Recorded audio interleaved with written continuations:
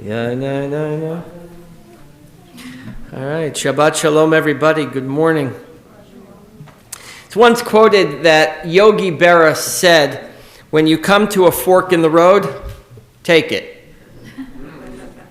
So I did some research, and it turns out the precise quotation was written in a book by Yogi Berra called The Yogi Book, I Really Didn't Say Everything I Said.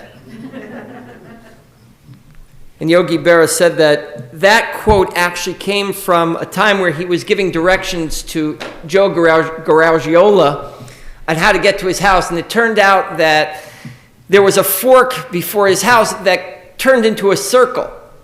So either way you went in that fork, you would end up at his house. And so that's where it came from. And that's this idea that no matter which way you decide to choose, you'll end up in the right location. And the truth is about choices in our lives is that when we feel we have no choices, that's when we begin to be most desperate. It's when we're most anxious that we begin to lose our capacity to think about the choices that we have in front of us. That when we become most anxious, choices seem to disappear. And our creativity and our vision becomes myopic. When we lose our creativity, that's when we feel most trapped. There is a wonderful story about Natan Sharansky, one of the greatest national heroes of our people, of our day and age, told about how he never gave up hope in Siberia. When he was put in the punishment cell, and the guards would come to check on him, he would say, "Don't disturb me, I'm playing chess."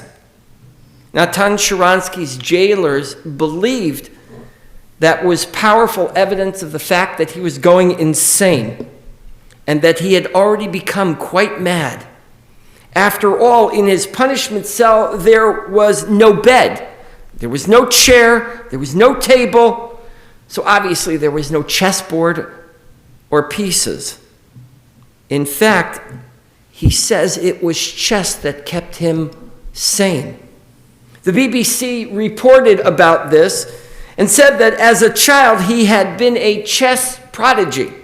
At the age of 14, he was champion in his town in the Ukraine.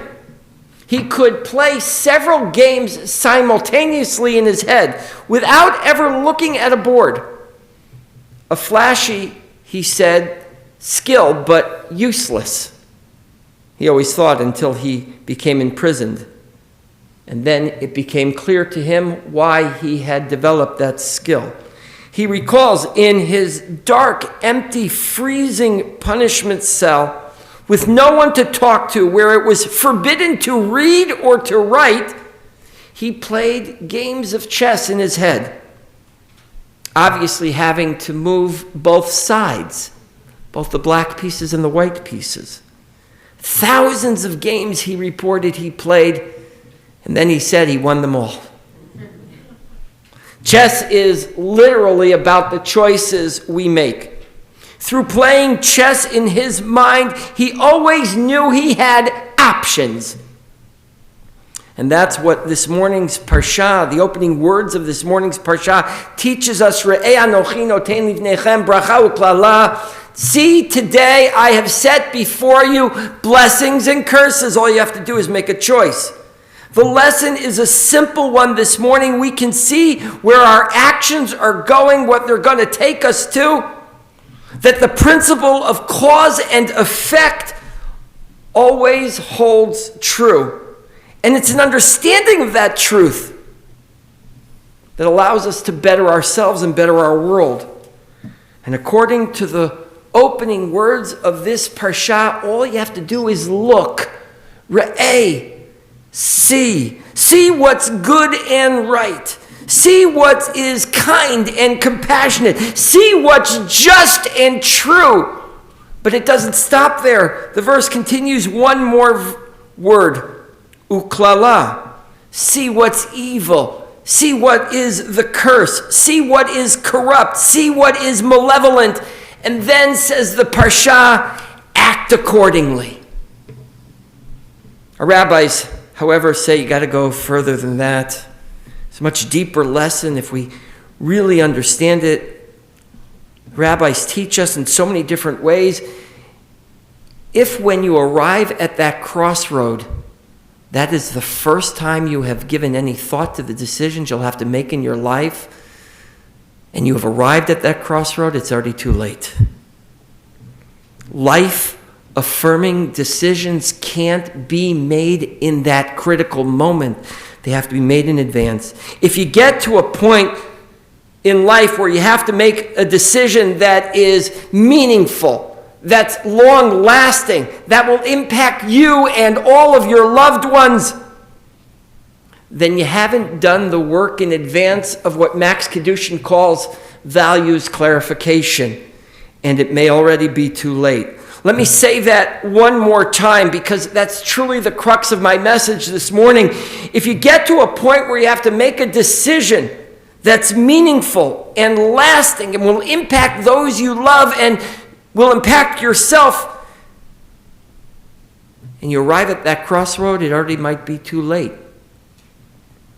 So, in setting the scene for us this morning, for a parsha that is filled with moral choices, for building our muscle of character, such as caring for the poor, helping those who have paid their debt to society, understanding the environment, understanding the need to give our land a rest, what it means to establish a personal relationship with God, how to turn our mundane into holy days like Shabbos and holidays, what it means to come together as a people establishing a justice system that values all human life. Moses begins with a simple phrase. He says, Elohema be'ever hayardain, acharei derech mavo hashemesh be'eretz haknania yoshev b'arava mul hagilgal eitzel elonei mamrei.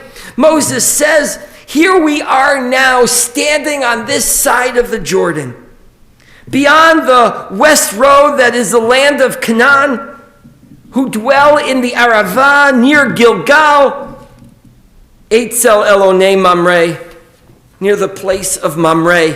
What a remarkable statement Moshe is making in that moment by simply explaining, this is where we are right now. He says, take stock of where we are, what it took to get here. What were the triumphs and what were the defeats? What have been your challenges and how have you responded in the past? Look around you at each location. You'll remember them. Rashi, her good friend, who lived, I remind you, through the People's Crusade in 1096, that swept through Lorraine and murdered 12,000 Jews. He knows what it means to have whole communities wiped out. He adds this layer of understanding. He says, Naten lahem simanim. Each one of those places is a reminder of something that happened in that location. It's a siman, it's a sign. Remember what we did in Elonei Mamre. Remember what's coming in Canaan. Look at where we stand here, Be'ever Yardain. Literally translated, Rashi's words mean there are signs. I'll be honest with you, life doesn't happen without warnings. Life may feel accidental. Life doesn't usually catch you by surprise. Yeah, there are curveballs, no question about it. There are tragedies that catch us off guard, and there are lottery winners. But that doesn't change character that's forged over time. There are little warning signs. You can feel it. You may have been conditioned to ignore it, but you know they're there. Even if you've been trained to look the other way, there are. And Rashi knew it from his life, and we must begin to learn it in our own life. How many Jews said after the Holocaust, there were signs it was coming. There were indicators that we ignored. But it's the Sifrei who says you got to dig even deeper than that. The Sifrei says in one of our most ancient midrashic traditions, Ki atem ovrim et hayarden, when you pass over the Jordan, Yihiyu siman biyadechem shetavo v'tirshu et haaretz. The Sifrei says, don't just look for the negative. Don't just be an alarmist about the difficulties that are coming down the pike. He says, look at what you've accomplished as in the past and use that as an understanding of your capacity in the future. Yiyu siman biyadechem. It's a sign in your hand, shetavo v'tirshu, that you're going to enter the land of Israel and you're going to conquer it and you will settle that land. The miracles that will be wrought for you will come because you have seen them happen in the past. And they're signs of something good in the future. Sifrei implores us, don't just look for the bad. You don't have to be an alarmist. You can see the good coming as well. And the good is coming. We're not, as Simon Ravwadowicz 27 years ago once said, we're not the ever-dying people. We are the never-dying people. We take every challenge, every difficulty, every obstacle, every threat, and we say, Gam ze ya'avor. This too will pass. We are the out of the ashes people. As a people, we have refined our ability to see what's coming next. As Hillel is quoted as saying in Masechet Psachim, Hanach lahem liYisrael im ein nevi'im heim, b'nei nevi'im heim. If we are not, in fact, prophets ourselves, guess what? We come from a lineage of prophecy. We're not prophets, but we're the children of prophets, and therefore we need to refine our ability to see what's coming next. We have to begin to visualize how we're going to respond in those circumstances. And once we've practiced it in our minds, when the actual circumstance is upon us, our character muscle memory will have been developed and will react instinctively. So we must begin building that character muscle memory now. Because if you haven't developed that sense acutely, you won't be able to recall it. You won't be able to call on it. If you haven't refined your sense of being human and humane, then you won't be able to rely on it when the world requires it of us. If there are clear signs, why not act early? Anti-Semitism, racism, bigotry, sexism. If we haven't refined our sense, our ability to react to those, when they're upon us, it may be too late. After all is said and done in this week's Parsha, we have the very simple phrase, Lo tivashel gedi b'chalei imo. Don't cook a kid in its mother's milk. You know that law because it's what prohibits us from having the cheeseburger. It's why we have two sets of dishes, milchik and fleishik, because you can't cook a kid in its mother's milk. But think about what it's really teaching. How cruel an act it is to rip children from their parents' arms.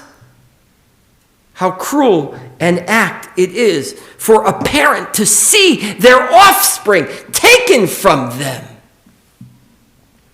The first half of the phrase says, Lo tochlu kol nevela. Don't eat anything that's died a natural death. We know the difference between a natural death and the painful ones brought on by tragedy. Lo tivashel gedi b'chalei imo says, don't cook a kid in its mother's milk. It's criminal.